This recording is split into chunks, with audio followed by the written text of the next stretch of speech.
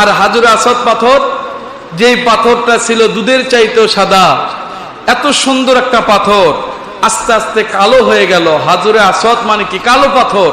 আসওয়াদ মানে কালো, এমন কালো, কঠিন কালো।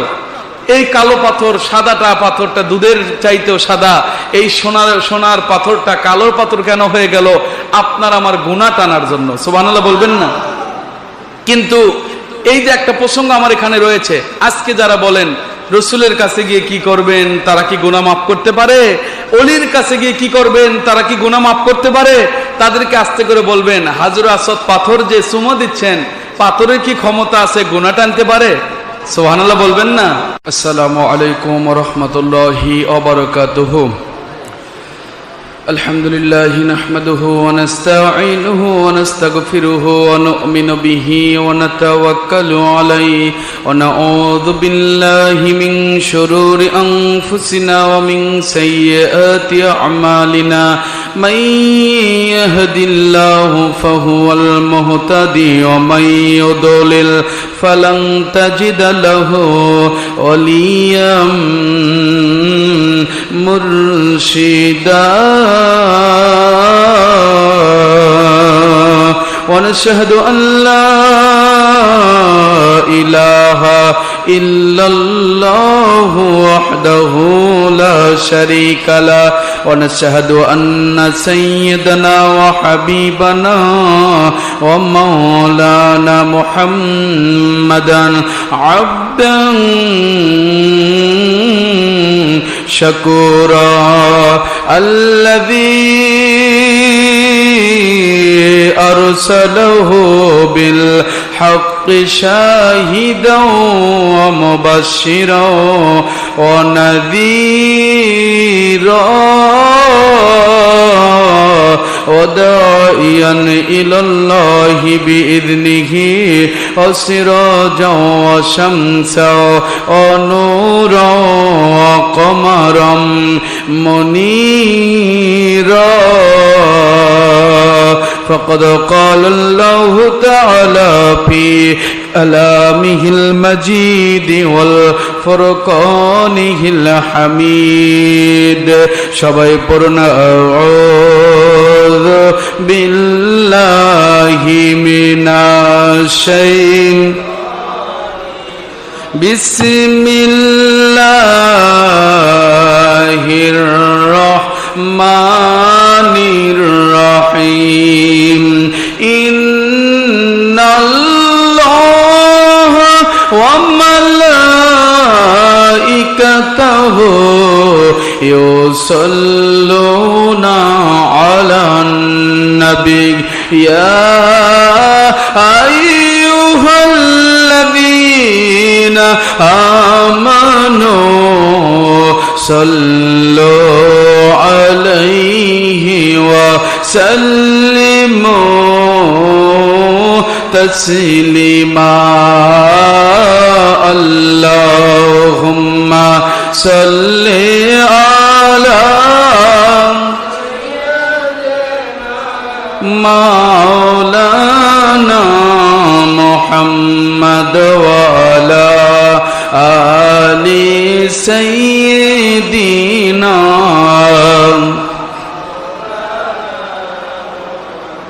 আল্লাহ আপনি দয়া করুন, নসিব করুন সোনার মদিনা. আজকের জুমআ কবুল করুন, নসিব করুন সোনার মদিনা. নূর নবীকে না দেখাইয়া কবর দেশে নিবেন না. আল্লাহুম্মা সাল্লি আলা মাওলানা মুহাম্মদ ওয়া আলা আলি সাইয়্যিদিনা.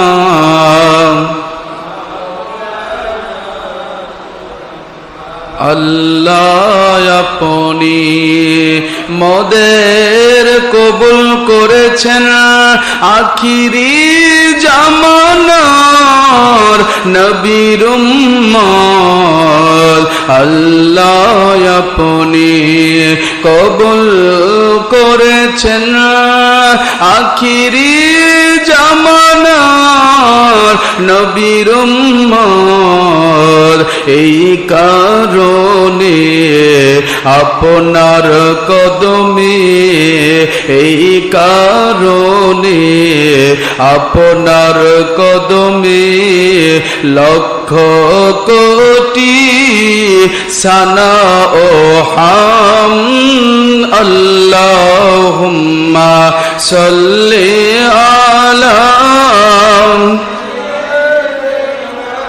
মাওলানা মুহাম্মদ ওয়া আলা আলি সাইয়্যিদিনা।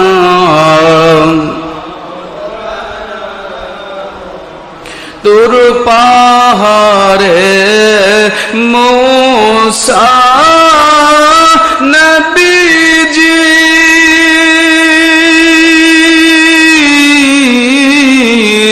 জুতা খুলে ধন্য হয় তোর পাহাড়ে মূসা নবীজি জুতা খুলে গণ্য হয়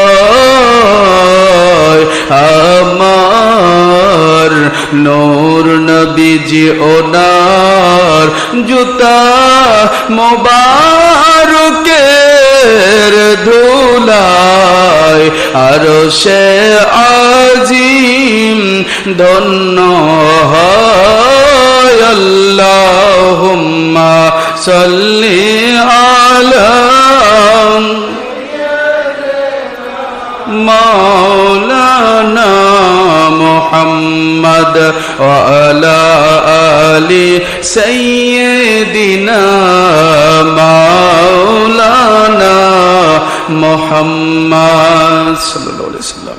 মুআজ্জাজ মুহতারাম প্রিয় সম্মানিত উপস্থিতি মুসলমান ইমানদার মোত্তাকি আমার বাবাজিরা, ঐতিহ্যবাহী বগুড়া জেলার ঝবগাড়ি নকশবন্দিয়া মুজাদ্দিদিয়া দরবার শরীফের সম্মানিত গদিনে সিনপীর সাহেব কিবলা, অত্র দরবারের সম্মানিত জাকির জাকিরান পুরুষ মহিলা জিন ইনসান, দূর দূরান্ত থেকে যারা জুমার নামাজ আদায় করার জন্য আমাদের সাথে গতানুগতিক মুসল্লি না হয়ে শুধুমাত্র আল্লাহ এবং রসুলের সন্তুষ্টি পাওয়ার আশায় যারা এই জুমাতে এসে অ্যাটেন্ডেন্স দিয়ে থাকেন, আজকেও যারা এসেছেন, এবং আম্মাজান মা বোন মেয়েরা যারা জোহরের নামাজ একাকে আদায় করে আমাদের সাথে শুধুমাত্র মিলাদ কিয়াম এবং দোয়াতে শরীক হওয়ার জন্য পর্দার অন্তরালে বসে রয়েছেন, দেশ বিদেশ থেকে যারা আমাদের সাথে সম্পৃক্ত রয়েছেন অনলাইন রেডিও মোহাম্মদ ফরহাদ হোসেন অজ বগুড়া চ্যানেলের সাথে, আমি গুনাহগার খাকসান নালায়েক সকলের জন্য শুরুতেই দোয়া করছি। কি সরকারি দল, কি বিরোধী দল, কি আউলিয়া আউলিয়া, কি কোন বাতিল ফিরকা আমি জানতে চাই না, এমনকি নন মুসলিম যারা হিন্দু খ্রিস্টান বৌদ্ধ নাসারা তারাও যদি আমাদের সাথে সম্পৃক্ত থাকেন, আমরা সবাই সবার জন্য দোয়া করছি। আল্লাহ পাক যেন সবাইকে কামাল হেদায়েত নসিব করে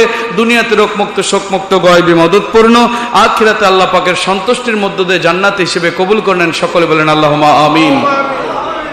শুকরিয়া আদায় করছি মালিকের দরবারে, যিনি আমাদের খলিক, যিনি আমাদের মালিক, যিনি আমাদের রব, এক অদ্বিতীয় আল্লাহ পাক, যার কোনো শরিক নেই, যার কোনো অবতার নেই, যিনি মহব্বত করে ভালোবাসা দিয়ে আপনাকে আমাকে হায়াতে জিন্দেগিতে বেঁচে রেখে এই বৃষ্টিমুখর মুহূর্তে যে সময় বাড়ি থেকে বের হয় দুষ্কর হয়ে গেছে, সেই সময় আল্লাহর ঘর, ইবাদতের জায়গা, আল্লাহর বাড়ি, মসজিদে এসে বসবার সুযোগ করে দিয়েছেন, তার দাসত্ব গোলামি করার তৌফিক মালিক দান করলেন। সেই মালিকের দরবারে সমস্বরে শুকরিয়া আদায় করছি আলহামদুলিল্লাহ। লক্ষ কোটি দরুদ ও সালাম বর্ষিত হোক দু জাহানের বাদশাহ সাইয়্যিদুল মুরসালিন খাতামান নবীন নূরে মুজাসসাম হাবিবিল্লাহ হায়াতুন নবী আখির রাসূল মুহাম্মদ রাসূলুল্লাহ, সকলে বলি সাল্লাল্লাহু আলাইহি ওয়াসাল্লাম। তিনি যে মদিনাতুল মুনাওয়ারাতে জান্নাতের বাগান যেই জায়গাতে শুয়ে রয়েছেন, এটা আল্লাহ পাকের আরশে আজিমের চাইতেও দামি। পৃথিবীর ভেতরে এমন কোন জায়গা নেই যেই জায়গাতে আমার নবী শুয়ে আছে তার চাইতে দাম বেশি হতে পারে, ঠিক না? ঠিক বলেন। নবী যে জায়গাতে শায়িত রয়েছেন, আরাম ফরমাচ্ছেন, সেই জায়গার দাম কি কম না বেশি? কেমন বেশি? যার মাপার যন্ত্র নাই, সুবহানাল্লাহ বলবেন না? যার মাপার যন্ত্র নাই। কত কবি সেই মাটিকে নিয়ে কত লেখা, কত কি লিখলেন, কিন্তু আমার আল্লাহ এবং রাসূলুল্লাহ সাল্লাল্লাহু আলাইহি ওয়াসাল্লাম যেই লেখনী আমাদেরকে দিয়েছেন, সেই লেখনীটা আল্লাহর বন্ধু বললেন, বুখারী শরীফের সহিহ সনদের হাদিস, আল্লাহর বন্ধু বলেন যে আমার যেই রওজা মোবারক এবং আমার মিম্বার, এই পুরোটাই দুনিয়াতেই জান্নাত। আজকে আপনারা আমরা যখন এই যে হজের মৌসুম চলছে, মানুষেরা হজ করতে যাচ্ছে, আল্লাহর আইন আতিম্মুল হজ্জা আল উমরাতা লিল্লাহ, তোমরা আল্লাহ এবং রাসূলের সন্তুষ্টির জন্য হজ করো, সুবহানাল্লাহ বলবেন না? এই যে আমরা হজ করতে যাচ্ছি, আল্লাহর রহমতের কাবা ঘরের দিকে তাকাইলে মুহূর্তের ভেতরে 10টা করে রহমত নাজিল হয়, খালি তাকিয়ে থাকলে। আর হাজরে আসওয়াদ পাথর, যেই পাথরটা ছিল দুধের চাইতেও সাদা, এত সুন্দর একটা পাথর, আস্তে আস্তে কালো হয়ে গেল। হাজরে আসওয়াদ মানে কি? কালো পাথর। আসওয়াদ মানে কালো, এমন কালো, কঠিন কালো। এই কালো পাথর, সাদাটা পাথরটা দুধের চাইতেও সাদা, এই সোনার পাথরটা কালো পাথর কেন হয়ে গেল? আপনার আমার গুনাহ টানার জন্য, সুবহানাল্লাহ বলবেন না? কিন্তু এই যে একটা প্রসঙ্গ আমার এখানে রয়েছে, আজকে যারা বলেন রসুলের কাছে গিয়ে কি করবেন, তারা কি গুনাহ মাফ করতে পারে? অলির কাছে গিয়ে কি করবেন, তারা কি গুনাহ মাফ করতে পারে? তাদেরকে আস্তে করে বলবেন, হাজরে আসওয়াদ পাথর যে চুমো দিচ্ছেন, পাথরের কি ক্ষমতা আছে গুনাহ টানতে পারে? সুবহানাল্লাহ বলবেন না? হযরত ওমর ইবনুল খাত্তাব রাদিয়াল্লাহু তাআলা আনহু বলেন, রে হাজরে আসওয়াদ পাথর, আমি আপনাকে চুমো দিতাম না, দিতাম না, দিতাম না, যতই আমার গুনাহ থাক না কেন, পৃথিবীর ভেতরে যিনি আমিরুল মুমিনিন খলিফাতুল মুসলিমিন, যিনি হলেন ওমর ইবনুল খাত্তাব রাদিয়াল্লাহু তাআলা আনহু, যার ব্যাপারে আমার আল্লাহ বলেন লিসানুল্লাহ, আমার ওমর আমি আল্লাহর ভাষায় কথা বলে, সেই ওমর ইবনুল খাত্তাব রাদিয়াল্লাহু তাআলা আনহু বলেন, রে দুনিয়ার মানুষেরা, আমি ওমর কেমন আমার নবীর প্রেমে পাগল হলাম, আমি কেমন করে আমার নবীর প্রেমে দেওয়ানা হলাম। রে হাজরে আসওয়াদ পাথর, আমি আপনাকে চুমো দিতাম না, দিতাম না, দিতাম না, আপনার কোনো পাওয়ার নেই, আপনার কোনো ক্ষমতা নেই, আপনার ক্ষমতা এতটুকুন, আমার আখির নবী আপনাকে চুমা দিয়েছে। কে চুমা দিয়েছে? নবী যদি চুমা না দিত, রে হাজরে আসওয়াদ পাথর, আমি ওমরের যত গুনাহ হয়ে যাক না কেন, আপনাকে আমি কোনোদিন চুমা দিতাম না। এই জন্য উম্মতে মুহাম্মাদীর যারা ওলিয়া আউলিয়ার মানুষেরা, তারা মক্কা শরীফের চাইতে মদিনাকে প্রাধান্য বেশি দেয়। কেন বলেন তো? কারণ তাদের দিলের ভেতরে নবী প্রেম আছে। কথা করছেন না কেন? দিলের ভেতরে নবীর ভালোবাসা আছে। হজ তো করতেই যাবে, হজ তো আল্লাহর আইন, আতিম্মুল হজ্জা ওয়াল উমরাতা লিল্লাহ, তোমরা আল্লাহর সন্তুষ্টির জন্য হজ করো। হজ করতে যাওয়া আল্লাহর সন্তুষ্টির জন্য, কিন্তু গিয়ে হাজরে আসওয়াদ পাথরে চুমো দেব আমার নবী দিয়েছেন এই চিন্তা করে। সুবহানাল্লাহ বলেন না? ওমর রাদিয়াল্লাহু তাআলা আনহু সেই কথা বারংবার বলেছেন, আমি সাফা মারওয়া সাই করতাম না, কিসের টাকা, আমার নবী করতে বলেছেন, এটাই আমার পাওয়ার। সুবহানাল্লাহ বলবেন না? কারণ আমার আল্লাহ বলেছেন, আতাকুমুর রাসূল ফাকুযুহু ওয়া মা নাহাকুম আনহু ফান্তাহু। আমার আল্লাহ বলেছেন, আমার নবী তোমাদেরকে যা বলে মেনে নাও, মেনে নাও। আমার নবী যা নিষেধ করে এটা সঙ্গে সঙ্গে ছেড়ে দাও।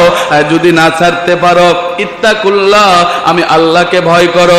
ইন্নাল্লাহা শাদীদুল কুওয়া, ইন্নাল্লাহা শাদীদুল ইকাব, আমি আল্লাহ তোমাদের জন্য এমন শাস্তির ব্যবস্থা করব, নবীকে না মানলে আল্লাহকে মানা হয় না, আল্লাহকে মানতে চাইলে নবীকে মানতে হয়। এই জন্য বাংলার বুলবুল কবি কাজী নজরুল ইসলাম কত সুন্দর করে লেখলেন, সুবহানাল্লাহ বলেন।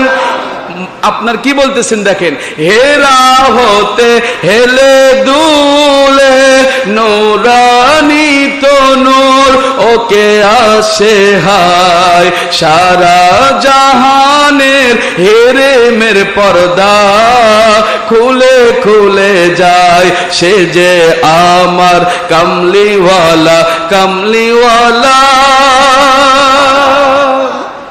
হেরা হতে হেলে দুলে কে আসলো হায়। হেরেমের পর্দা, হেরেম মানে বুঝেন তো, কাবা ঘরের পর্দা খুলে যায় নবীর মহব্বতে। সুবহানাল্লাহ কোন না জোরে। নবী প্রেম চিনতে পারি না আজকে আমরা, কোন কবিকে আজকে আমরা তুচ্ছ তাচ্ছল্য করি। এমন সুন্দর কথা তিনি লিখে গিয়েছেন নবী সম্পর্কে, পৃথিবীবাসী অবাক। আজ পর্যন্ত কাজী নজরুল যেভাবে নবীর শান লিখেছেন, অথচ মাত্র 8 পাশের একজন মানুষ, মাত্র ক্লাস 8 পাস করেছেন, আন্ডার ম্যাট্রিক একটা মানুষ, তিনি আমার নবীকে বললেন হেরা হতে হেলে দুলে নূরান্বিত নূর। তিনি বুঝাইলেন আমার নবী 25 থেকে 40 বছর, এই 15 বছর হেরা গুহায় ধ্যানমগ্ন করেছেন। আল্লাহ পাক ইচ্ছা করলে কাবা ঘরে কোরআন নাজিল করতে পারতেন, আল্লাহ ইচ্ছা করলে হাজরে আসওয়াদ পাথরের উপর কোরআন নাজিল করতে পারতেন, মাকামে ইব্রাহিমের উপর আল্লাহ পাক কোরআন নাজিল করতে পারতেন, আল্লাহ ইচ্ছা করলে যে কোনো জায়গাতে কোরআন নাজিল করতে পারতেন। কিন্তু কোরআন আল্লাহ পাক নাজিল করে নাই। কোরআন বলতেছে আমি কাউকে চিনি না, যদিও আমার বাড়ি লহমে মাহফুজে, আমি লহে মাহফুজ থেকে কাউকে চিনলাম না, কাবা চিনলাম না, কিবলা চিনলাম না, বাইতুল মাকদাস চিনলাম না, আরশে আজিম চিনলাম না, আমি চিনলাম হেরা গুহা, কারণ হেরা গুহাতে রয়েছে আমার কামলিওয়ালা নবী মুহাম্মদ। জোরে বলুন সুবহানাল্লাহ। এই জন্য আমার নবী যেখানে কোরআন সেখানে, নবী নাই কোরআন নাই, নবী নাই আইন নাই, নবী নাই হজ নাই, নবী নাই যাকাত নাই, নবী আছে, সব আছে। নবী না থাকলে কিছুই থাকবে না বাবা। এই জন্য পায়ে হাত দিয়ে বলছি, মক্কাতে যারা হজ করতে গিয়েছেন, আমাদের এখান থেকে অনেকে হয়তো বা হাজী সাহেব বা বিভিন্ন জায়গা থেকে যান, অথবা যে থাকেন ওমরাতে যান, পায়ে হাত দিয়ে বলবো মক্কাতে যাওয়ার নিয়ত তো করতেই হবে, আল্লাহর ঘর এই আপনার তাওয়াফে জিয়ারত তো করতেই হবে, কিন্তু আমার নবীকে বাদ দেওয়া যাবে না। নবীর রওজা জিয়ারত বাদ দেওয়া যাবে? আজকে হুজুরেরা ফতোবাজি, নবীর রওজায় যাওয়ার দরকার নাই, বিদআত, শিরক। অথচ আল্লাহ পাকের রাসূল কি বললেন?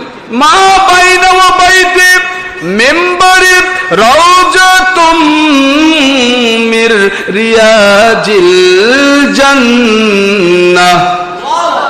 নবী বলতেছেন, বুখারীর হাদিস, আল্লাহর বন্ধু বলেন আমার রওজা মুবারক থেকে আমার মিম্বার পর্যন্ত জান্নাতের বাগান। মক্কা পুরাটা ছেড়ে দিলাম, একটা জান্নাতের বাগান দেখাতে পারবেন? কথা করছেন না কেন? মক্কাতে কি জান্নাতের বাগান আছে? অথচ মদিনাতে জান্নাতের বাগান আছে। এই জন্য কবি বললেন মনে বড় আশা ছিল যাব মদিনায়। বলেন না, মনে বড় আশা ছিল মদিনায়, আশায় আছে সম্বল নাই, আশায় আছে সম্বল নাই, করি কি উপায়। মনে বড় আশা ছিল যাব মদিনায়, মনে বড় আশা ছিল।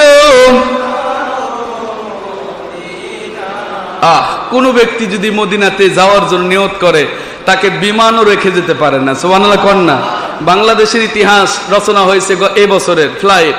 এই যে এক হাজী সাহেব, তাকে আমি তো গত জুমাতে আপনাদেরকে রিকশাওয়ালার কাহিনী শোনাইছিলাম, আবার নতুন করে একটা ইতিহাস ঘটে গেল।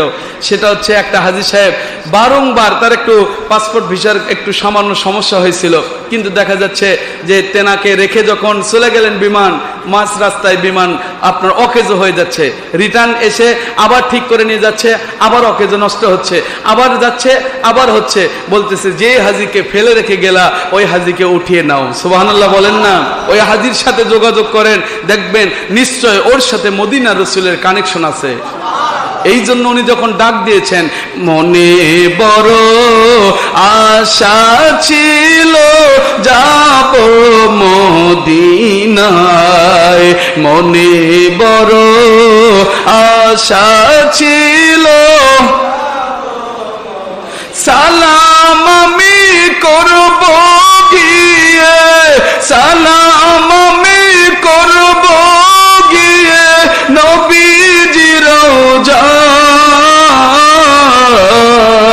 মনে বড় আশা ছিল যাব মদিনায়, মনে বড় আশা ছিল যাব মদিনায়, কাফেলাতে কে যাও তুমি,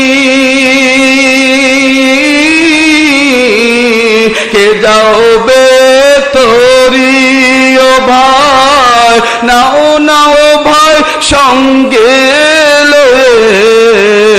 আমি কি পাকরি, সঙ্গে যদি নালো মোরে গিয়ে মদিনায়, এই গরিবের সালাম দিও নবীজির রওজায়, সঙ্গে যদি নালো মোরে গিয়ে মদিনায়, এই গরিবের সালাম দিও নবীজির রওজায়, আমার নামে দুটি বাতি দিও নবীর সে রওজায়,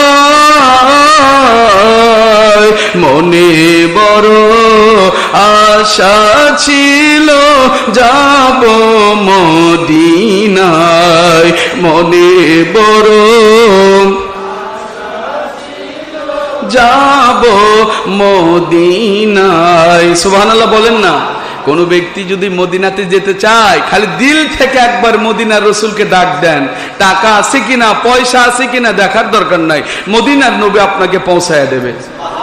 বিশ্বাস হয়তো বাবারা, বিশ্বাসে মিলাই বস্তু তর্কে বহুদূর। খালি ডাকেই দেখেন না, খালি ডাকেই দেখেন না।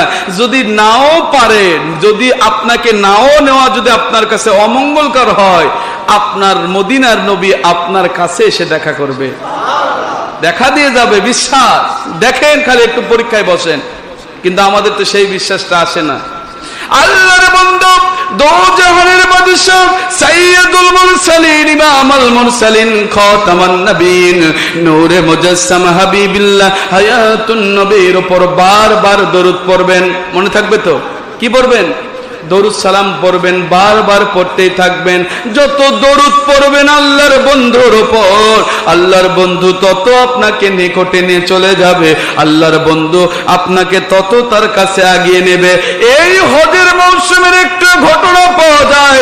আব্দুল্লাহ ইবনে মুবারক রাহমাতুল্লাহি আলাইহি বলেন, আমি একদিন দেখি, আমি একটা ব্যক্তিকে দেখলাম কাবা শরীফ তওয়াফ করতেছে।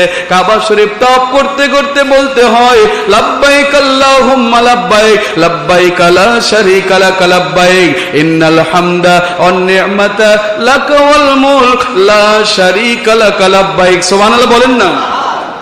এই যে তালবিয়াটা পাঠ করতে হয়, আমি দেখলাম ওই ব্যক্তিটা কিছুই পাঠ করে না, শুধু দরুদ পড়তে থাকে। সুবহানাল্লাহ বলেন। কাবা শরীফ তাওয়াফ করে তাও দরুদ পড়ে, হাজর আসওয়াদ পাথরে চুমো দিতে যায় তাও দরুদ পড়ে, ছাপা মারোয়া সার করতে যায় তাও দরুদ পড়ে, কঙ্কর নিক্ষেপ করতে যায় তাও দরুদ পড়ে। বলেন তো বাবারা, একটা নির্দিষ্ট দোয়া আছে না? মাসনুন দোয়া তো আছে। উনি কিছুই করে না, খালি নবীর উপর দরুদ পড়ে। সুবহানাল্লাহ। হযরত আল্লাহর ওলি আব্দুল্লাহ ইবনে মুবারক রাহমাতুল্লাহি আলাইহি ডাক দিয়ে বলেন, বাবা রে, আপনি কি দরুদ ছাড়া অন্য কিছু পারেন না? পারেন না? আপনি কি দরুদ সালাম ছাড়া আর কিছু মাসলা মাসাইল জানা নাই? লোকটা বুঝাই, হুজুর গো, ও আল্লাহর ওলি, আপনাকে আমি চিনি না, তবে আপনার চেহারা দেখলেই বোঝা যায় আপনি আল্লাহ পাকের একজন খালেস ওলি। সুবহানাল্লাহ বলেন। আপনার চেহারার দিকে তাকিয়ে বুঝতে পেরেছি আপনার চেহারাটা যেন জান্নাতের চেহারা বের হয়েছে। ও আল্লাহর ওলি, আমি আপনাকে চিনি না, তবে প্রশ্ন যখন করেছেন আমি তো আপনাকে বলেই দিতে চাই, আমি এবং আমার বাবা দুইজন মিলে যখন সফরে বের হয়েছিলাম, ব্যবসার উদ্দেশ্যে যখন বের হয়ে চলে গেলাম বাড়ি থেকে, আমার বাবা প্রতিমধ্যে রাস্তার ভেতরে ইন্তেকাল করলেন। আমার বাবা প্রত্যেক দিন যখন রাস্তার ভেতরে ইন্তেকাল করলেন, আমি দেখলাম আমার বাবার চেহারাটা আস্তে আস্তে আস্তে আস্তে কুকুরের মতো, শুয়োরের মতো হতে লাগলো। আমি বড় পেরেশানের ভেতরে পড়ে গেলাম। এই অবস্থায় কেমন কেমন করে বাবাকে আমি কাফন দাফন করব, কাকে আমি ডাকবো? মানুষেরা এসে যদি দেখে তার চেহারা কুকুর বা শুকুরের মতো হয়ে গেছে, মানুষেরা তো লানত করবে, এমন করতে থাকবে। আমি পাগল হয়ে গেলাম, কেমন করে কি হবে চিন্তাই করতে করতে আমি যখন বেহুশ হয়ে পড়ে গেলাম, আমি তাকিয়ে দেখি আমাদের ছোট্ট কুটির ঘরটা আল্লাহর নবীর নূরের আলোতে আলোময় হয়ে গেছে। আমি তাকিয়ে দেখি মদিনার নবী মুহাম্মদুর রাসূলুল্লাহ সাল্লাল্লাহু আলাইহি ওয়াসাল্লাম আমার শেহরের পাশে দাঁড়িয়ে বলে, ও আল্লাহর বান্দা, আমার উম্মত, আপনি কেন টেনশন করছেন? বলে, হুজুর গো, দেখেন আমার বাবার চেহারাটা কুকুরের মতো হয়ে গেছে হুজুর, আমি বুঝতে পারতেছি না, এখন আমি কি করব? আল্লাহর বন্ধু বলেন, কোন ব্যক্তি যদি আমার উপর প্রত্যেক দিন দরুদ পড়ে, তার চেহারাটা কুকুরের চেহারা হতে পারবে না। আপনার বাবা প্রত্যেক দিন আমি নবীর উপর 500 বার দরুদ পড়তো, সুবহানাল্লাহ বলবেন না? কতবার বলেন তো? দরুদের দাম আছে না নাই? লোকটার চেহারা ফেরে কিনা দেখা যাক, নাকি কন? তারপরে আল্লাহর নবী বলতেছেন, আপনার বাবা, আমি আজকে এখানে এমনি আসি নাই, মনে রাখেন, আমি এসেছি আজকের রজনীতে। আপনার বাবা যখন প্রত্যেক দিনের মতো রাতের মতো আজকের রজনীতে 500 বার দরুদ যখন পাঠায় নাই, আমি নবী তখন ডাক দিয়ে বললাম, আমার অমুক এলাকার অমুক উম্মত কেন আমার উপর 500 বার দরুদ পাঠালো না? তখন ফেরেশতারা আমাকে জানাচ্ছে, নবী তো এমনিতেই জানে, নাকি জানে না? নবী তো জানি, তারপরেও নবী ফেরেশতাদেরকে ডাক দিয়ে বলতেছেন যে, সায়েরকারী ফেরেশতা, ও সায়েরকারী ফেরেশতারা, কেন আমার ওই উম্মতটা আজকে আমার উপর দরুদ পাঠালো না? বলতেছে, হুজুর, তিনি তো ইন্তেকাল করেছেন। সুবহানাল্লাহ বলবেন না? চিন্তা করতে পারেন, আপনি আমি যদি প্রত্যেক দিন কানেকশন নবীর সাথে থাকে, নবী ফেরেশতাদেরকে জিজ্ঞেস করতে পারে যে, আমার অমুক ঝুপগার এলাকার অমুকের বেটা অমুক কেন আজকে আমার উপর দরুদ পাঠায়নি? আপনার জন্য নবীর দিলটা কানতেই থাকবে। কিন্তু আমি আপনি তো নবীর উপর দরুদই পড়ি না, কথা করছেন না কেন? রাত্রেবেলা ফেসবুক, ইউটিউব, টিভি, এটা ওটা সাই সগ্র দেখতে দেখতে রাতটা কাটিয়ে দেই, আমরা নবীর উপর দরুদ পড়ার সুযোগ খুঁজে পাই না। বলতেছি বাবারা, নবীর উপর যারা দরুদ পড়ে, অনেকে বলতে পারেন যে হুজুর আমরা তো গরিব, অনেকে আবার বলতে পারে আমার এত ব্যবসা বাণিজ্য যে আমি সময়ই পাই না।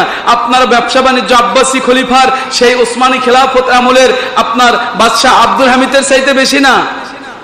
বাদশাহ আব্দুল হামিদের চাইতে আপনার রাজত্ব বড় নয়? বাদশাহ আব্দুল হামিদের কাছে একজন এসে বলতেছে, হুজুর আমার নবী আমাকে 500 দিনার দিরহাম আমাকে উপহার দিতে বলেছে। সুবহানাল্লাহ কন্যা বলে যে, কি বলো তুমি? আমি বাদশাহ, আমি এত বড় রাজ্যের সাম্রাজ্যের বাদশাহ, তুরস্কের প্রেসিডেন্ট তখনকার জামানার, আমি এই এত সাম্রাজ্যের অধিকারী বাদশাহ আব্দুল হামিদ, আমি তুমি যে আমার রসুল যে আমার কাছে তোমার কাছে দেনার কথা বলেছে, ওই মানে লম্বা কাহিনী। লোকটা দেনায় জর্জরিত হয়ে যখন বারংবার এর দ্বারে ওর দ্বারে যাচ্ছে, বারংবার বলতেছে যে আমি এত ঋণগ্রস্ত হয়েছি, কেউ আমাকে অর্থ দেন, আমি সেই অর্থ পরিশোধ করে দেই, কিন্তু কেউ তাকে অর্থ দিচ্ছে না, কেউ তাকে সহায়তা করছে না। তখন লোকটা স্ত্রীকে বলতেছে যে আগামীকাল আমার শেষ সম্বল ভিটেমাটি এটাও পর্যন্ত বিক্রি হয়ে যাবে, আমি আজকের রজনীতে আমার নবীর সাথে একটা বোঝাপড়া করব। কার সাথে বোঝাপড়া? আল্লাহর সাথে নয় কিন্তু, কারণ তো বান্দার আল্লাহর পর্যন্ত কানেকশন তো যাইতেই পারে না। বান্দার কানেকশন থাকতে হয় তার উলিল আমর, অলি আউলিয়ার সাথে। আপনার অলিল আমর যারা অলি আউলিয়াদের কানেকশন থাকবে নূর নবীর সাথে, নূর নবীর কানেকশন আমার আল্লাহর সাথে। সুবহানাল্লাহ বলেন না? এই কন্ডিশনে যখন কোনো ব্যক্তি চলে, আতিউল্লাহ ও আতিউর রাসূল ও উলিল আমরি মিনকুম, সূরাতুন নিসার 59 নম্বর আয়াতের ভিত্তিতে, তখন ওই ব্যক্তিটা আস্তে আস্তে হাত বাই হাত নবী পর্যন্ত পৌঁছে যায়। নবী পর্যন্ত যখন সেই ব্যক্তিটার দিলটা পৌঁছে গেল, নবীকে ডাক দিতে দেরি হবে, নবী এসে দিদার দিতে দেরি করবেন না। কিন্তু আমরা তো তা করি না, আমাদের কানেকশন কাটে ফেলে দিই। কানেকশনটা লাগিয়ে রাখেন বাবারা। আব্দুল হামিদ বাদশাহ আব্দুল হামিদ বলতেছেন যে ওই ব্যক্তিটা বলেন, আমি রাত্রিবেলা বোঝাপড়া করবো আমার নবীর সাথে। চলে গেলেন পরের দিনে বাদশাহ আব্দুল হামিদের দরবারে গিয়ে বলতেছেন, হুজুর আমি আপনার থেকে 1 নয় 2 নয় 500 দিনার মতান্তরে 500 দিরহাম আপনার থেকে আমি পাওনা রয়েছি। বলে, হুজুর, উনি বলতেছেন, কি বলো? আমার আপনার থেকে কোনোদিন তো টাকাই নেই, কারণ আমি এত বড় সাম্রাজ্যের অধিকারী, আমার তো টাকার দরকার নাই। উজির নাজির যারা থাকে তারা তো একটু বেশি বকে, কথা কন না কেন? এনারা এখন বলতেছে আপনি ফাজলামি করার সুযোগ পাচ্ছেন না, বা আপনি এখানে এসে মস্করা করতেছেন, আপনার কাছ থেকে বাদশা টাকা নিয়েছে, তার দলিল কি? বলতেছে গত রাত্রিতে বাদশাহ আব্দুল হামিদ যে নবীর উপর 500 বার করে দরুদ পড়তো, গত রাত্রিতে সে পাঠ করেনি। সুবহানাল্লাহ বলবেন না? বাদশাহ আব্দুল হামিদ দু চোখের পানি ছেড়ে দিয়েছেন। এই আমার ভাইজান, আমার ভাইজান, আমি যে গত রাত্রিতে 500 বার দরুদ পড়ি নাই, এটা আপনি কেমন করে জানতে পারলেন? আমি যদি গত রাত্রিতে নামাজ না পড়ি আপনি কি জানতে পারবেন? আমার কথা বোঝেন? আপনি যদি নামাজ ফজরেরটা পড়ে আসছেন কিনা আসেন নাই, আমি কি জানবো? এটা জানা সম্ভব? বাড়ির ভেতরকার লোকই তো বোঝে না। আবার সেটা হলো দরুদটা হলো মনের ব্যাপার, মনে মনে তেলাওয়াত করলে দরুদটা হয়ে গেল। বাদশাহ আব্দুল হামিদ রহমাতুল্লাহি আলাইহি ডাক দিয়ে বলে, ও আমার ভাইজান, ভাইজান, আপনার খেদমতে বলবো। আপনি বলেন না, বলেন তো, বলেন তো কেমন করে ঘটনা ঘটে গেল? বলতেছে, ও বাদশাহ নামদার, আমি আজ থেকে বড় কয়েক মাসের ভেতরে আমি বিশাল সাম্রাজ্যের অধিপতি ছিলাম।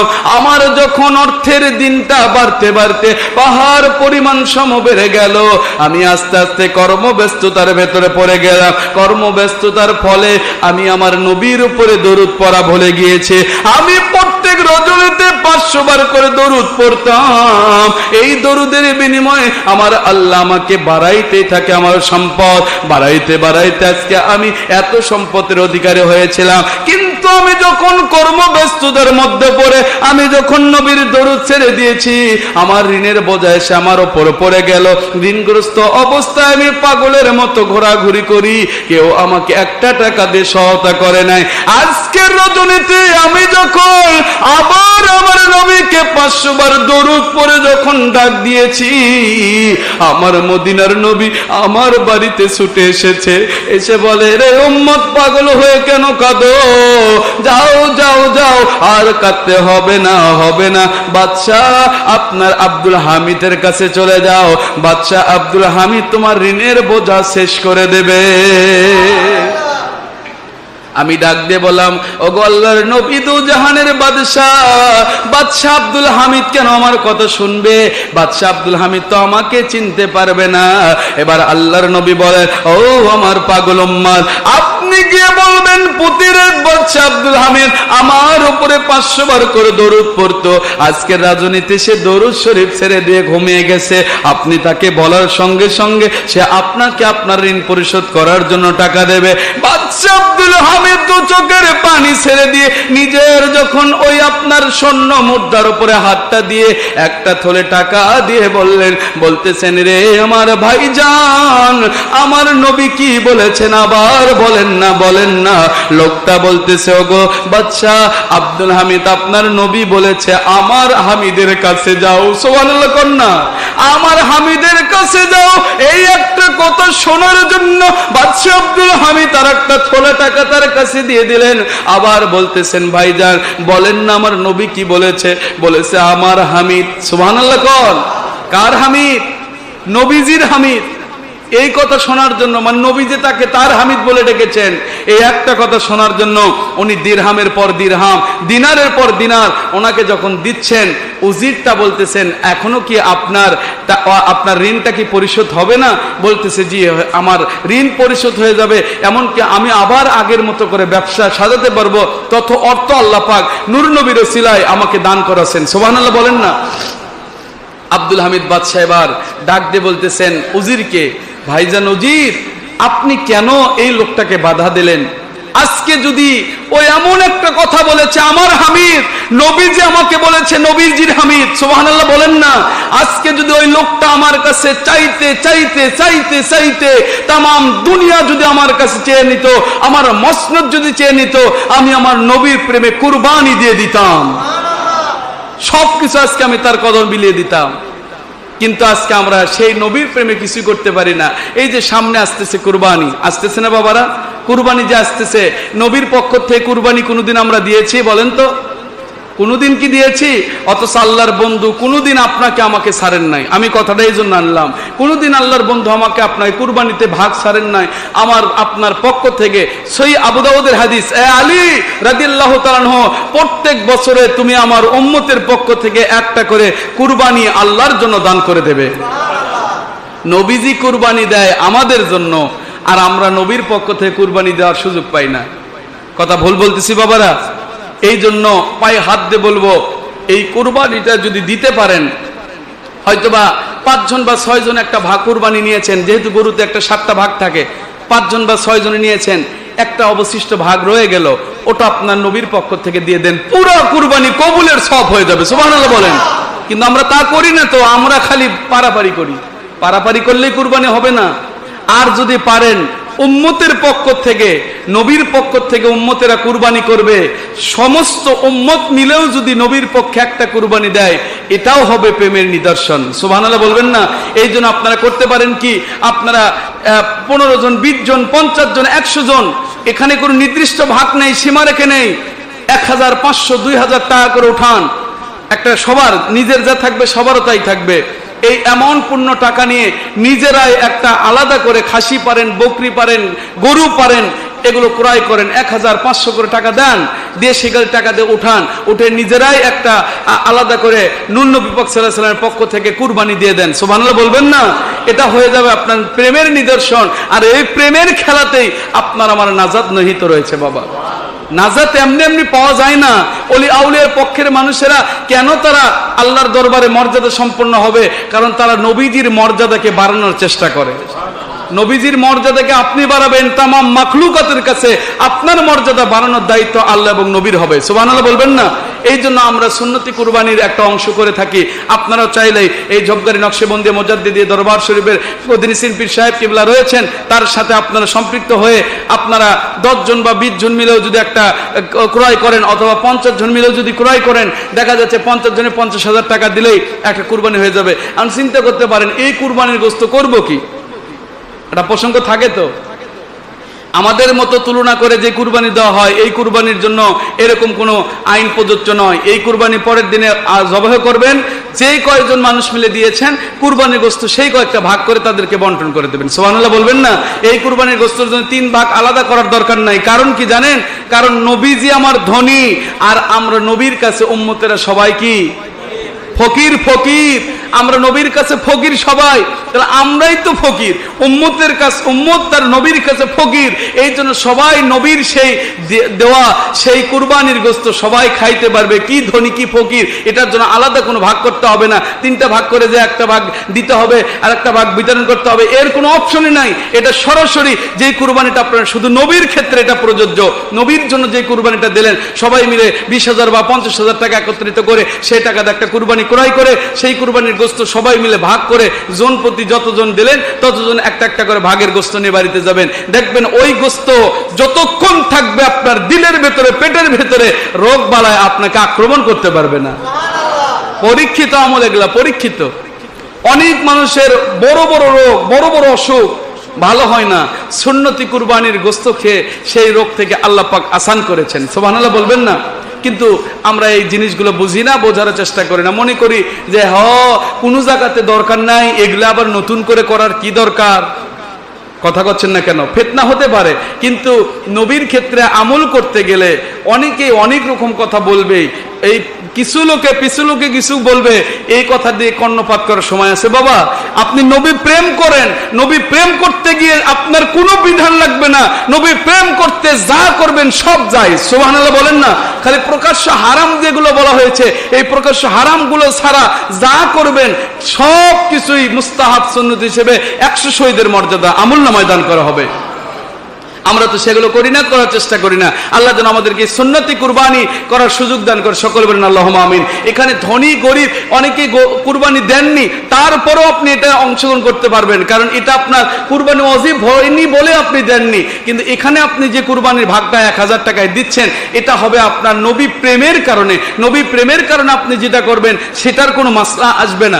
এই জন্য বাবারা, আপনাদের পায়ে হাত দিয়ে বলছি, গদিনী পীর সাহেব কিবলা রয়েছেন, তার আপনার সহবতে কুরবানি বাড়ির পরের দিনে এই কাজটা করবেন, আপনারাও সওয়াব পাবেন, নূর নবীও খুশি হলো। নবী যদি একবার খুশি হয়ে যায়, আপনার জান্নাত ঠেকায় কে?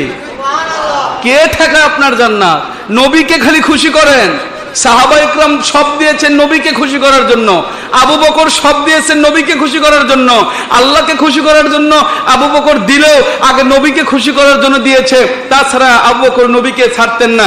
আবু বকর দৌড়ে এসেছেন হুনাইনের যুদ্ধের সময়, তাবুকের প্রান্তরে যুদ্ধের সময়। নবী বলতেছেন তোমাদের বাড়িতে যার যা আছে সব নিয়ে আসো। সুবহানাল্লাহ বলবেন না? আপনি আমি হলে কি করতাম? বাড়িতে কিছু রাখতাম, কিছু রেখে চলে আসতাম, বাড়ির সংসার তো চালা লাগবে। হযরতে আবু বকর রাদিয়াল্লাহু তাআলা দৌড়ে দৌড়ে এসে আল্লাহর বন্ধুর কাছে, কিন্তু দেখা যায় আবু বকরের পোটলার ভেতরে সামান্য কিছু জিনিসপত্র। আবু বকর শর্মিন্দায় পড়ে গেলেন। উসমান গনি জিরনৌরাইন রাদিয়াল্লাহু তাআলা এত এত দান করতেছেন, ওমর এত দান করতেছেন, সাহাবা ইকরাম নবীকে এত দিচ্ছেন, আর আমি আবু বকরের সামান্য পোটলার ভেতরে 1 সের মতান্তরে 100 কেজি গম নিয়ে এবং কয়েকটা চিরা কাতা নিয়ে আল্লাহর বন্ধুর কাছে কেমনে আমি দাখিল করব? আল্লাহর বন্ধুর কাছে সোনা গহনা এত স্তূপ হয়ে গেল, আল্লাহর বন্ধুকে আর দেখা যায় না। আল্লাহর বন্ধু এবার ডাক দিচ্ছেন, আমার আবু বকর কোথায়? ও বাবা আবু বকর সিদ্দিক রাদিয়াল্লাহু তাআলা আপনি কোথায়? আবু বকর মসজিদ নববীর পিলারের মিম্বারের পাশে দিয়ে আস্তে আস্তে এসে নবীজির কাছে মাথা নত করে 2 চোখের পানি ছেড়ে দিয়েছে। আবু বকর বলেন, আল্লাহর বন্ধু ছোট্ট একটু আমল, আমার ছোট্ট জিনিস আপনার কাছে পেলেস করতে বড় লজ্জা লাগতেছে। আল্লাহর বন্ধু বলে, দেখি তোমার পোটলার ভেতরে কি? আবু বকরের পোটলার ভেতরে 1 সের মতান্তরে 100 কেজি গমের ভেতর মতো পাওয়া গেল, আর কয়েকটা চেরা কাতা আপনার নেকড়া পাওয়া গেল। এটা আল্লাহর বন্ধু ঢেলে বলেন, রে দুনিয়ার মানুষেরা, আজকে আপনারা যে যত দান করলেন, কিয়ামত পর্যন্ত যত দান হয়ে যাবে, আমার উম্মতের আমার ইসলামের জন্য যত দান করবে, আজকে আবু বকর যে দান করেছে আল্লাহর রাস্তায়, আমি নবীর পক্ষ থেকে আল্লাহর রাস্তায় এই দানটা কিয়ামত অবধি সবচাইতে বেশি হয়ে যাবে। এ আবু বকর সিদ্দিক রাদিয়াল্লাহু তাআলা সব মনে হয় বাড়ি থেকে হাসিয়ে হুসিয়ে নিয়ে এসেছেন। বাড়ির ভেতরে আপনি কি রেখে এসেছেন? আবু বকর রাদিয়াল্লাহু তাআলা বলেন, আল্লাহর বন্ধু আমার বিবির পরনের পোশাকটা পর্যন্ত রাখি নাই। আমি আবু বকর আমার ঘরের ভেতরে আল্লাহ এবং তার নবীকে রেখেছি। কাকে রেখেছে? আল্লাহ এবং নবীকে রেখেছে, আর কাউকে রাখি নাই। সুবহানাল্লাহ বললেন না জোরে? কি প্রেম তাদের ভেতরে ছিল। আর আমরা সামান্য একটু নবী প্রেমে কুরবানি করব, তাও ফতোয়া। কথা করছেন না কেন? তাও হাজারো সংখ্যক ফতোয়া। কে ফতোয়াবাজি করলো বাবা করুক, আপনি নবী প্রেমে কাজ করে যান, দেখা হবে কিয়ামতের দিন। আপনি যা করেছেন এর যাজা খায়ের যখন ভোগ করবেন, ওরা তখন চিন্তা করবে, আহারে এত বিদাত ফতোয়া করে বাজি করে করলামটা কি? আজকে ওরাই তো জান্নাতে আগে যায়, আমাদের তো খোঁজ খবরই নাই। সুবহানাল্লাহ বলবেন না? সেদিন বুঝতে পারেন বাবা। আল্লাহর ওলি হযরত আব্দুল্লাহ ইবনে মুবারক রাহমাতুল্লাহি আলাইহি বলেন, আমি লোকটাকে যখন জিজ্ঞেস করলাম, ভাইজান আপনি কি দরুদ সালাম ছাড়া কিছু পারেন না? মনে আসেনি না? ভুলে গেছেন আপনারা? কাবা শরীফ তাওয়াফ করে তাও দরুদ পড়ে, তারপর আপনার হাজর আসওয়াদ পাথরে চুমা দিতে যায় তাও দরুদ পড়ে, মানে এক কথায় দরুদ ছাড়া কিছু করতেছে না। আব্দুল ইবনে মুবারক রাহমাতুল্লাহি আলাইহি এবার ডাক দিয়ে বলতেছে, হুজুর আমি দরুদ কেন পড়ি জানেন? আমার বাবার চেহারাটা যখন শুকুরের মতো হয়ে গেল, আল্লাহর বন্ধু এসে বলেন, আপনি 500 বার দরুদ পড়ে আপনার বাবার চেহারার ভেতরে ফু দিয়ে দেন। সুবহানাল্লাহ বলবেন না? আপনারা তো ঝাড় ফু করার জন্য অনেকেই কবরাজের বাড়ি দৌড়ান না? দৌড়ান না? কবরাজের বাড়ি যান না? ওলিয়া আউলিয়াদেরকে তো বিশ্বাস হয় না, কয় ফু দিল বোতলের শিপিও খুললো না, এটা কাজ হবে তাই। এগুলো অনেকে চিন্তা করেন, কবরাজ কি করবে? আরে আপনার ওলি, আপনার পীর সাহেব, আপনার মুর্শিদ কিবলা, তার মধ্য দিয়ে আল্লাহ এবং রসুলের সাথে এমন ভাবে কানেক্টেড হয়েছে, ওরা পুরা কোরআন শরীফ পড়ে ফু দেবে, আর আল্লাহর ওলিরা শুধু একবার আল্লাহ বলে ফু দেবে। ওদের কোরআন শরীফ পড়ে ফু দেওয়া, ওদের যত তাসবিহ তাহলিল কি কি তেলাওয়াত করছে সব একদিকে, আর আল্লাহর ওলি তার নিসবতটা শুধু নবীজির দিকে দিয়ে আল্লাহর দিকে মুতাওয়াজ্জিহ হয়ে তাহলে আল্লাহ বলে ফু দিলে তামাম সমস্ত আমলগুলো, সমস্ত রোগ বালাইগুলো আল্লাহ পাক ভালো করে দেয়। সুবহানাল্লাহ বলেন। কিন্তু আমরা তো তা বিশ্বাস করি না। কয় ফু দিল, এই বোতলের সিপি খুললো না, এটা কি ভালো হবে?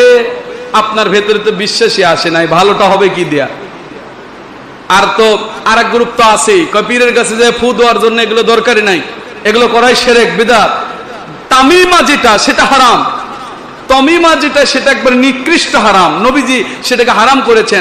যেটা দিলে আপনার প্রতিমার মতো হয়, যেটা দিলে আপনার গণকের বিশ্বাস আসে, যেটা দিলে আপনার ওই রকম বিশ্বাস হয়, সেটা হারাম। কিন্তু যেটা করলে আল্লাহর বন্ধু সূরাতুল ফালাক এবং নাস করে ফু দিয়েছেন, এই ফু দেওয়া নবীজির সুন্নাত, একটা সুন্নাত 100 শহীদের মর্যাদা হবে, এটা কখনো হারাম নয়। এটা ওলিয়া উলিয়া যখন কোরআন সুন্নাহর মতো দিয়ে ফু দেবে, আল্লাহ পাক রহমত শান্তি বরকত দিয়ে আপনাকে ভরে দেবে। সুবহানাল্লাহ বলেন। আমাদের ফুরফুরা মাসলাকের একজন পীর সাহেবের জীবনে আমি পড়েছিলাম যে তিনি যখন কোন এক মাহফিলে গিয়ে কাহালু এলাকার ভেতর মাহফিল করতে গেছেন, এখন অস করতেছেন, অস শেষে বলতেছেন অনেকই লোক আছে তেলপানি কালো জিরা বন্ধু এগুলো পরে নেওয়ার জন্য হুজুরের কাছে দৌড়ে দৌড়ে আসতেছেন। এখন একজন অনেক পেছনে লম্বা লাইন, হুজুর বললেন বাবা এখান থেকে ফুটা দিয়ে দেই, সবারটা হয়ে যাবে। সুবহানাল্লাহ বলবেন না? এখন এখান থেকে যখন ফু দিয়েছে, ও বাড়িতে যে আবার ফিরে আসছে, আসে বলতেছে হুজুর ফুটা দিয়ে দেন। বলে আমি ফুটো দিয়েছি বাবা। কয় হুজুর এত দূর, আমি ছিলাম সেই কত পেছনে, আর আপনি সামনে থেকে ফু দিচ্ছেন, এই ফু কি কাজ দেবে হুজুর? করছে যে হুজুর বলতেছেন তাহলে তুমি তোমার বোতলটা বা তোমার মতান্তরে কাচের গিলাসটা ভালো করে শক্ত করে ধরো, যেমনি মাত্র আল্লাহর ওলি ফু দিয়েছেন কাচের গিলাসটা মতান্তরে বোতলটা ফেটে 2 ভাগ হয়ে গেছে। সুবহানাল্লাহ বলেন। এগুলো আপনি কাকে বিশ্বাস করাবেন? নিজেদের এগুলো বিশ্বাস করতে গেলে আগে নিজেকে ঠিক করতে হবে, নিজের নফসকে কন্ট্রোল করতে হবে, তাছাড়া আপনি ওলিয়া উলিয়ার এই কারামতগুলো আপনার বিশ্বাসে আসবে না।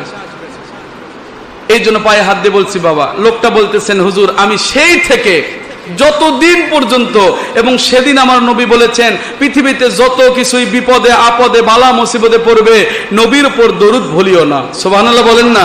আমি সেদিনের পর থেকে আজ পর্যন্ত যত আমল করেছি, নামাজের ভেতরে তাসবিহ তাহলিল ছাড়া, এবং যে আমলগুলো আমার ফরজ এবং ওয়াজিব মুস্তাহাব, এই ফরজ এবং ওয়াজিব পর্যন্ত করার পরে যত জায়গায় যত কিছু থাক না কেন, আমি সব জায়গায় শুধু আমার নবীর উপর দরুদ পড়তে থাকি। সুবহানাল্লাহ। সব জায়গাতে শুধু আমি নবীর উপর দরুদই পড়ি, নবীর উপর যতবার দরুদ পড়ি ততবার আমার দিলের ভেতরে আমি শান্তি অনুভব করি। আল্লাহু আকবার। এই জন্য বাবারা আপনাদের পায়ে হাত দিয়ে বলছি, জুমার দিনে লম্বা আলোচনা করব না, এই জন্য পায়ে হাত দিয়ে বলছি, এই যে হজের মৌসুম চলতেছে, আপনারা যেই সময় হজ বা ওমরা করতে যান না কেন, মনে রাখবেন মদিনার নবীকে ছাড়া যাবে না।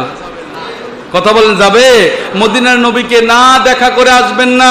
নবী বলেছেন মান যারা, যে আমার সাথে দেখা করলো, যারা মানে দেখা করা, জিয়ারত করা, কবরি ইয়ানি রওজা মুবারক, আমার রওজার সাথে যে দেখা করলো, ওয়াজাবাত লাহু শাফাতি, তাহলে আমার রওজার সাথে দেখা করার কারণেই তার জন্য সুপারিশ করা আমি নবীর জন্য ওয়াজিব হয়ে যায়। তাহলে নবীর দেখা পাইলে কি হবে চিন্তা করে, নবীজির রওজা দেখলেই তার জন্য ওয়াজিব, জাহান্নাম হারাম, জান্নাত ওয়াজিব হয়ে যায়। আল্লাহ যেন আমাদের বোঝার তৌফিক দান করে।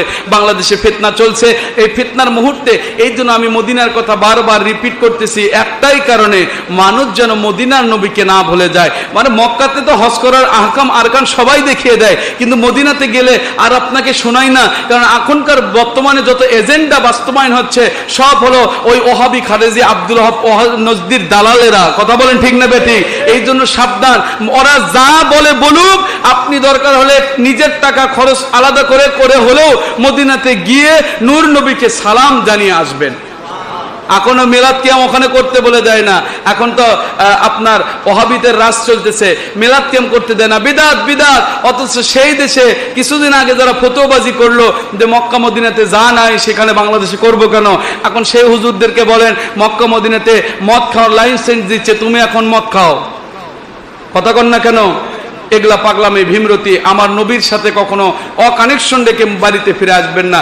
একটা হাদিস আপনাদের শেষ কথা শোনাই, নবীজি বলেছেন যে ওমরা করার জন্য নয়, হজ করার জন্য নয়, অন্য কিছুর জন্য নয়, খালি আমি নবীর জিয়ারত করার জন্য মদিনাতে পা রাখলো, আমি নবী তাকে জাহান্নাম থেকে যদি হয়েও যায়, জাহান্নাম থেকে মুক্ত করে জান্নাতে না প্রবেশ করানো পর্যন্ত আমি নবী জান্নাতে যাব না। চিন্তা করতে পারেন কত মর্যাদা মদিনা, আর আমরা সেই নবীকে আজকে ভুলে যাচ্ছি। আসুন আল্লাহ পাক নূর নবীজির নেক নজর, নূর নবীজির ফয়সালার জন্য নসিব করুন, আমিন। ওমা তৌফিক ইল্লা বিল্লাহ। আসসালামু আলাইকুম ওয়া রাহমাতুল্লাহি ওয়া বারাকাতুহু। যারা সুন্নাত আদায় করেননি, অনুগ্রহ সুন্নতে মুআক্কাদ আদায় করুন। আসসালামু আলাইকুম ওয়া রাহমাতুল্লাহি ওয়া বারাকাতুহু।